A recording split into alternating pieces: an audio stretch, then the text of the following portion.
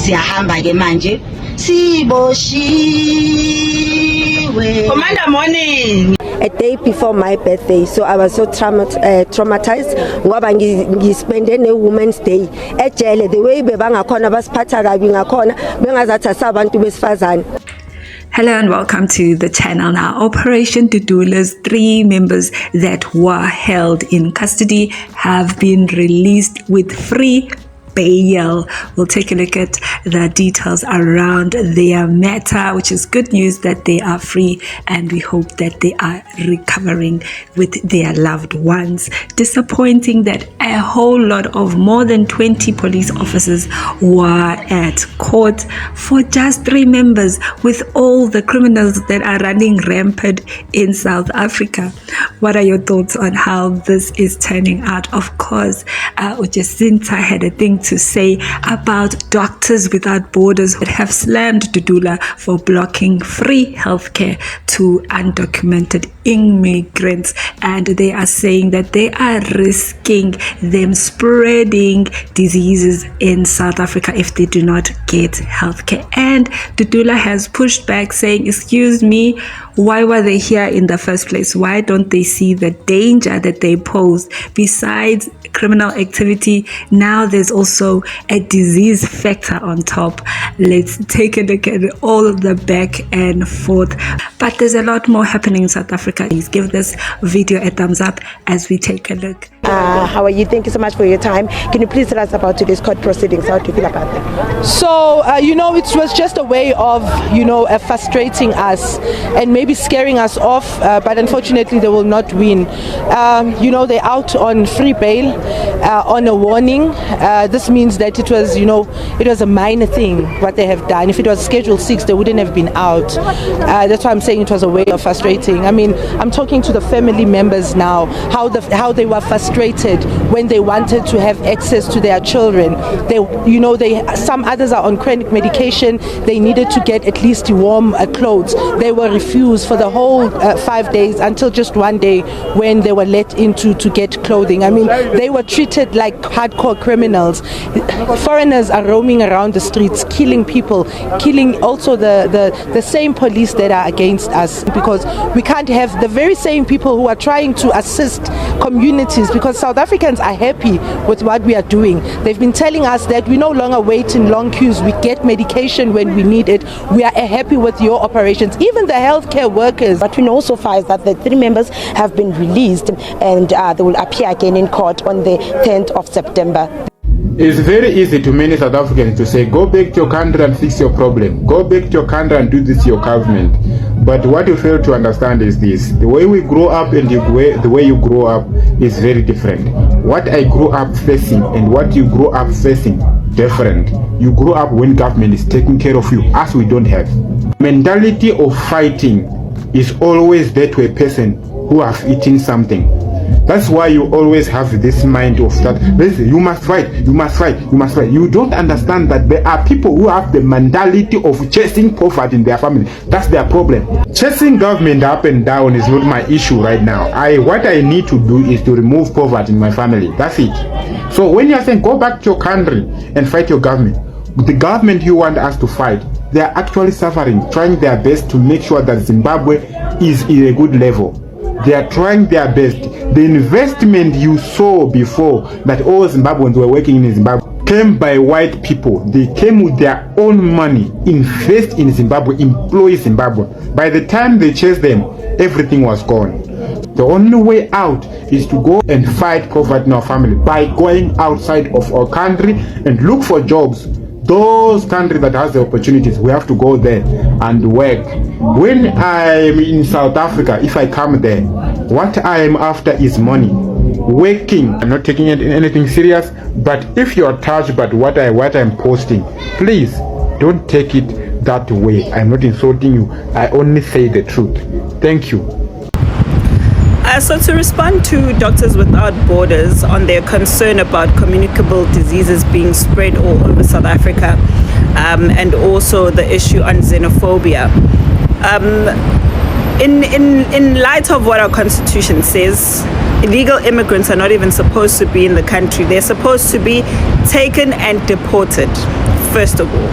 But in the instance that they need primarily emergency healthcare, they are welcome to access that emergency healthcare. But from there, they are meant to be deported and leave out of the country. They're not supposed to be on lists for chronic medication and surgeries and etc., and getting free medical treatment month after month and having 7, 8, 9, 10 babies in the country.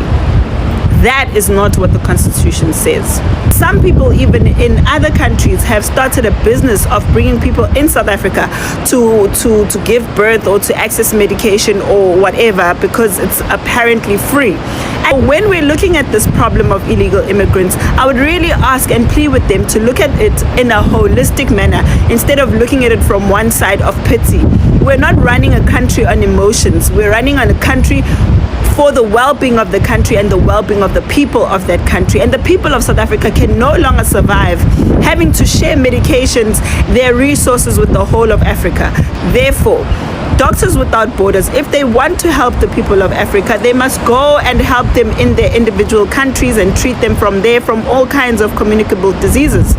And also, if they worried so much about communicable diseases, then how are they the ones who are not saying anything about the scourge of people crossing our borders every single time to come into the country with diseases that we don't even know if our doctors are able to treat, and also communicating languages that our doctors don't even understand, even the nurses, but they're still expected to treat these people.